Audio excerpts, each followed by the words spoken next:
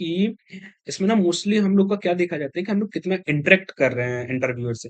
हम लोग का इसमें ना अप्रोच देखा जाता है। क्या देखा जाता है? इसमें हम लोग का अप्रोच देखा जाता है। ड्यूरिंग द इंटरव्यू हम लोग का अप्रोच देखा जाता है, ओके?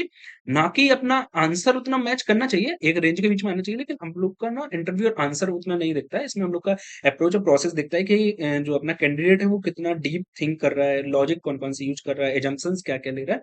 उसको अपनी इससे मतलब रहता है, ना कि उसको अपने एग्जैक्ट ज़्यादा आंसर से मतलब नहीं रहता है। तो हम लोग को ना ड्यूरिंग द इंटरव्यू कुछ क्वेश्चंस को क्लियर कर लेना चाहिए। पहले एस्टिमेट को सॉल्व करने से पहले हम लोग को ना कुछ-कुछ क्वेश्चंस इंटरव्यूअर से पूछ लेना चाहिए, जो कि काफ़ी इंपॉर्टेंट रहते हैं अपने एस्टिमेट के समय ना काफ़ी इंपॉर्टेंट रोल प्ले करते हैं। वो पूछना ही चाहिए क्योंकि कभी-कभी पता चला ना कि हम लोगों ने पूरा कैलकुलेशन कर लिया, लेकिन हम लोग का कैलकुलेशन का डायरेक्शन ही रॉन्ग था। पता चला कि हम लोग को निकालना ग्लोबली था और हम लोगों ने इंडिया को निकाल बैठे। लेकिन अब इंटरव्यूअर से अपन नहीं बोल सकते ना कि क्योंकि इंटरव्यूअर तो चाहता ही था कि हम लोग ये क्वेश्चंस उससे पहले पूछें, हम लोग उससे इंटरेक्ट करें और हम वो अपन को ये जब इंटरव्यूअर से पूछते हैं ना तो इंटरव्यूअर सोचता है कि हाँ, इसको गेस्टिमेट की नॉलेज है। तो हम लोग को ना अब देखो कौन-कौन से क्वेश्चंस पूछने चाहिए ड्यूरिंग द इंटरव्यू, मैं वो आपको एक-एक करके बता देता हूँ और क्यों ज़रूरी होता है। अब देखो कौन-कौन से क्वेश्चंस पूछना है। पहला क्या क्वेश्चन है? पहला है अपना स्कोप, ठीक? पहला है क्या है? Scope. Scope of the problem में क्या होता है कि हम लोग ना इस पे पूछते हैं कि हम लोग को जैसे एस्टिमेट है कोई, तो इंडिया लेवल पे करना है या ग्लोबली लेवल पे करना है या फिर कोई पर्टिकुलर सिटी या कंट्री के लिए करना है। जैसे कि मान लो इंटरव्यूअर ने बोल दिया कि how many pizzas are sold in a day. मान लो ये क्वेश्चन है, इंटरव्यूअर ने क्या बोल दिया? How many pizzas how many pizzas are sold, okay? How many pizzas are sold, okay? How many pizzas are sold? ये इंटरव्यूअर ने बोल दिया कि how many pizzas are sold. तो अब हम लोग का ये वो राइट होता है कि हम लोग को पूछना है कि हम लोग को ग्लोबली बेसिस पे देखना है या सिटी लेवल पे देखना है, किसके बेसिस पे देखना है, कौन सी सिटी पे। हम लोग को ये भी पूछना है कि कौन सी सिटी के लिए, पर्टिकुलर सिटी है कोई या फिर रैंडमली कोई भी सिटी लेना है, तो हम लोग को आस्क करना है उससे, ठीक है? तो इसमें हम लोग का क्या होता है कि स्कोप क्लियर हो जाता है। ओके, अगर स्कोप क्लियर नहीं होगा ना तो पता चला कि हम लोगों ने आंसर निकाल लिया लेकिन मे भी पता चला कि उस कंट्री या सिटी के लिए निकालना ही नहीं था, तो हम लोग का पूरा कैलकुलेशन रॉन्ग हो जाएगा। और इंटरव्यूअर इसमें पता है क्या देखता है कि हम लोग बाउंड्रीज डिफाइन कर रहे हैं या नहीं कर रहे हैं ड्यूरिंग द एस्टिमेट। ओके, तो स्कोप किस लिए होता है? प्रोबेबली क्या किस लिए होता है? Right to boundary. ओके, ये हम लोग किस लिए होता है? Right to boundary. ओके, ये इसको नोटिस करो, राइट टू बाउंड्री। इसमें हम लोग को ना क्या करते हैं, बाउंड्रीज डिफाइन हो जाता है। ओके, सेकंड क्या क्वेश्चन कौन सा पूछना है? टारगेट पॉपुलेशन वाला। जैसे कि उन लोगों ने हमसे मान लो इंटरव्यूअर ने हमसे पूछा कि how how many pizzas are sold या पिज्जाज कंजप्शन कितना है। तो ठीक है, हम लोग इसमें क्या करेंगे कि जैसे हम लोग को क्वेश्चन दिया गया कि how many pizzas are sold, तो अब ये तो हमें पता है ना कि हर एक एज के जो है ना ईट नहीं करते हैं पिज्जा। हर एक एज वाले लोग तो ईट नहीं करते हैं पिज्जा। कौन सी एज वाले करते हैं? मोस्टली तो कौन सी एज वाले करते हैं? 10 टू अप्रोक्सीमेटली 45, यही एज वाले करते हैं। 10 टू 45 ही करते हैं ना। तो अब देखो 0 टू 10 और 45 टू 70, ये एज वाले पीपल तो हट गए। तो इसलिए ना हम लोग को एक बार उनसे डिफाइन कर लेना चाहिए या उन लोग से हम लोग को पूछ लेना चाहिए कि कौन सी पॉपुलेशन के लिए हम लोग निकालना है। जैसे पिज्जा वाला है तो अगर हम अपन लोग ऐसे नहीं पूछते कि हमें कौन सी एज एज के लिए निकालना है, तो मे बी अपन लोग 0 से 70 तक के लिए पूरा काउंट कर लेते हैं, और जो कि ये नहीं होता है। ये हम लोग का एस्टिमेट जो है ना बहुत ज्यादा रॉन्ग हो जाता है। इसलिए एक बार हम लोग को कंफर्म कर लेना चाहिए, पॉपुलेशन टारगेट पॉपुलेशन कंफर्म कर लेना चाहिए। ओके, तो ये दूसरा हो गया। अब आते हैं टाइम फ्रेम पे। अब जैसे टाइम फ्रेम में क्या होता है ना कि हम लोग को निकालना है कि जैसे उन लोगों ने सेम क्वेश्चन है, क्वेश्चन कौन सा है? सेम क्वेश्चन है, how many pizzas are sold. तो क्वेश्चन तो सेम है। अब जैसे हम लोग को कौन क्या पूछना है उन लोग से कि डेली बेसिस पे या मंथली बेसिस पे, ईयरली बेसिस पे क्या काउंट होता है इस पे? डेली बेसिस पे, मंथली बेसिस पे या ईयरली बेसिस पे, ये क्वेश्चन इसमें पूछा जाता है। अब ये क्यों जरूरी होता है? क्योंकि always confirm time frame. Okay, before calculation हमें टाइम एक बार कर लेना चाहिए कंफर्म। ओके, अब आते हैं कैटेगरी पे।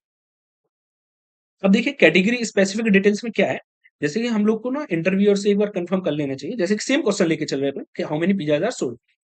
तो हम लोग को ना एक बार कंफर्म क्या कर लेना चाहिए कि सर जैसे कि जो मेन आउटलेट है उनसे या फिर नॉर्मल शॉप वाले भी जो है ना पिज्जा आप सेल करते हैं, तो उनको भी हम लोग को काउंट करना है या फिर डोमिनोज डोमिनोज पिज्जा हट या सिर्फ ऐसे जो हैं उन लोग को काउंट करना है। तो एक बार हम लोग को कंफर्म कर लेना चाहिए sir do I include both brand और and local seller, should I count only active users और एवरीवन रजिस्टर्ड, ओके। तो ये हम लोग को काउंट कर लेना चाहिए, ये कैटेगरी में आता है। तो इससे भी ना हम लोग को काफी हद तक एस्टिमेट करने में ना मदद मिलती है, ओके। हेल्प हो जाता है हम लोग को काफी एस्टिमेट करने समय तक। जैसे मान लो इंटरव्यूअर ने बोल दिया नो नो नो, हमें सिर्फ डोमिनोज का निकालना है कि कितना पिज्जा सोल्ड होता होगा, मान लो कोई सिटी में या किसी में, या फिर पिज्जा हट का। या उन्होंने बोल दिया कि नहीं नहीं, हमें तो पूरा बताओ कि पूरा पूरा कितना कंजप्शन होता है पिज्जा का, पूरा कितना कंजप्शन होता है पिज्जा का। उस बेसिस फिर हमें निकालना पड़ेगा, मान लो। लेकिन अगर हमने क्वेश्चन पूछा ही नहीं कि how many pizzas are sold, तो हम लोग को बेस ही नहीं बनेगा कि हम लोग को किस तरफ जाना है, ओके। तो एक बार कंफर्म कर लेना चाहिए कि हम लोग को कौन सी कैटेगरी लेनी है, कब कौन सा टाइम फ्रेम लेना है, कि मंथली बेसिस पे निकालना है, डेली बेसिस पे, या फिर टारगेट पॉपुलेशन हम लोग का कौन सा है, कि मान लो एज कौन सी लेनी है, या फिर मान लो टारगेट पॉपुलेशन में हम लोग एक क्वेश्चन और पूछ सकते हैं कि सर हम लोग सिर्फ स्टूडेंट को काउंट करना है, या फिर हम लोग को एडल्ट्स को लेना है, या फिर होल पॉपुलेशन लेना है। अब होल पॉपुलेशन में ना अपना एक लॉजिक लग जाता है, जैसे उन लोगों ने बोल दिया नहीं नहीं, हमें तो सारी पॉपुलेशन को लेना है, तो एक लॉजिक लग जाता है कि जैसे हम लोग 0 to 10 तो नहीं ले सकते ना, 0 to 10 क्यों लेंगे, पिज्जा तो 0 to 10 मोस्टली नहीं ही करते ही। या फिर 0 to 5 तो हटाना ही पड़ेगा, मान लो 0 to 10 भी ले रहे हैं तो 0 to 5 तो अपना कैंसिल होगा ही होगा, तो इसको तो कोई भी पिज्जा नहीं देता।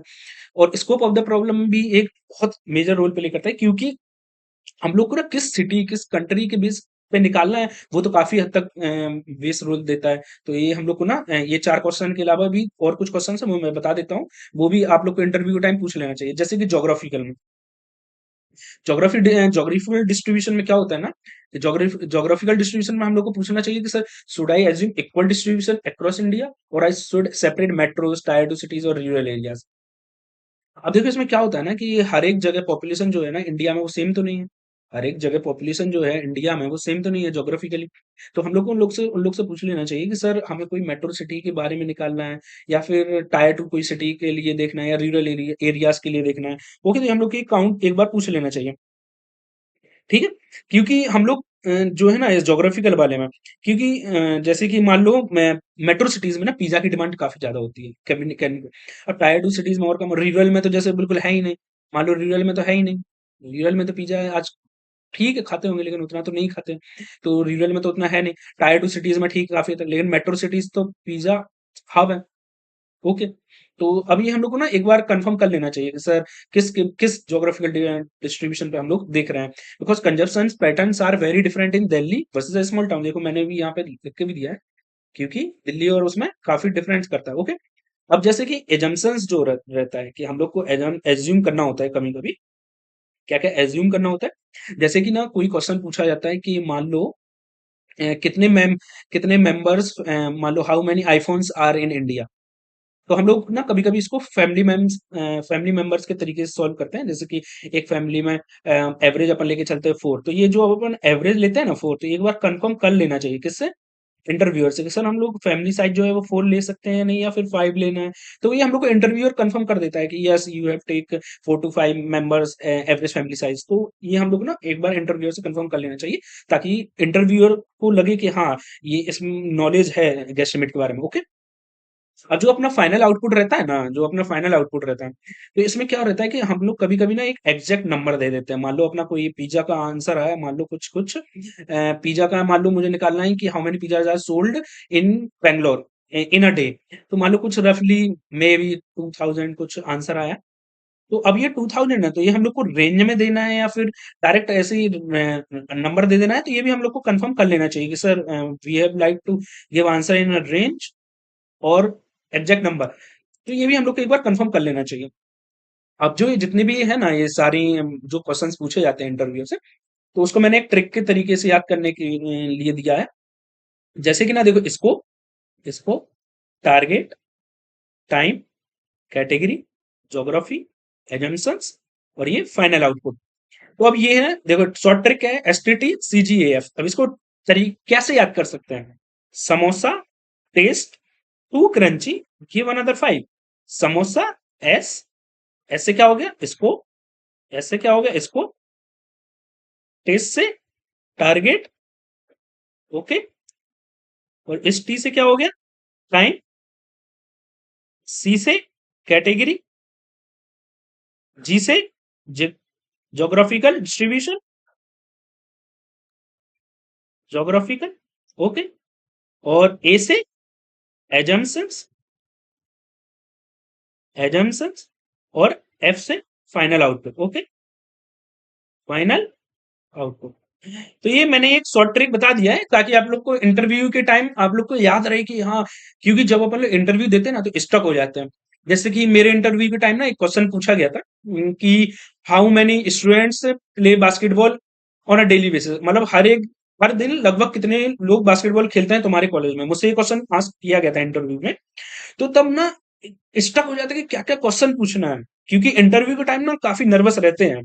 तो हम लोग को ना याद करने के लिए ना अब मैंने एक शॉर्ट ट्रिक दे दी है जिससे अपन कुछ क्वेश्चन तो पूछ लेंगे, जैसे कि एस टी टी सी जी एफ यस स्कोप। सर इसको हम लोग को, जैसे क्वेश्चंस पर तुम पूछना कि जैसे सर इंडिया लेवल पे हम लोग को काउंट करना है, ग्लोबली लेवल पे, ऐसे ऐसे काफी क्वेश्चंस पूछे जा सकते हैं। सर टारगेट क्या है, तो हम मैंने ना एक आप लोग को शॉर्ट ट्रिक दे दी है, तो इससे ना आपको काफी हेल्प मिलेगी ड्यूरिंग द इंटरव्यू, क्योंकि इंटरव्यू के टाइम काफी स्टक हो जाते हैं। जैसे कि मुझसे एक क्वेश्चन और पूछा गया था कि डेली बेसिस पे रेलवे प्लेटफॉर्म पे कितना लोग रहता होगा लगभग लगभग। तो ये ऐसे काफी क्वेश्चंस ना इंटरव्यूअर आपसे पूछता है कि ताकि आप लोग स्टक हो जाएं और आप लोग उस पे ना ज्यादा क्वेश्चन फ्रेम ना कर पाए। और अगर उस पे आपने क्वेश्चन फ्रेम कर लेना तो ये समझ लो कि इंटरव्यूअर तभी आपसे खुश हो जाएगा।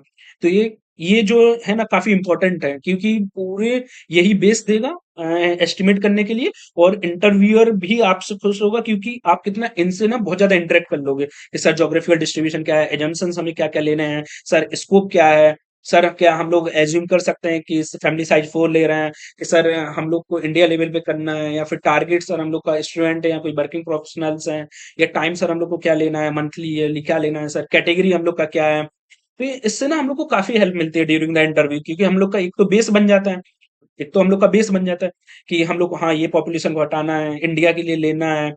ओके, तो और दूसरा एक हमसे क्या उनका क्या हेल्प होता है ना कि हम लोग इंटरव्यू में काफी इंटरेक्ट कर पाते हैं। ओके, तो फ्रेंड्स अब हम अब अगले लेक्चर में ना मैं आपको कुछ क्वेश्चंस बताऊंगा, जो ये सारे क्वेश्चंस को आस्क करते हुए भी बताऊंगा कि इंटरव्यू में और कैसे पूछे जाते हैं क्वेश्चन के तरीके तरीके से, ताकि आप लोग को काफी हेल्प मिल सके। और मैं काफी अभी तो इस प्लेलिस्ट में मैं काफी क्वेश्चन सॉल्व करवाऊंगा ताकि आप लोग को काफी हेल्प मिल सके। और और मुझे कमेंट करके बताइए कि आप लोग को कैसी लग रही है प्लेलिस्ट, और आप लोग अब और किस पे प्लेलिस्ट चाहते हैं। और तब तक के लिए आप लोग एक बार रिवाइज करके आइएगा ताकि आप लोग को अगले उसमें आप लोग को हेल्प मिल सके। Okay, bye.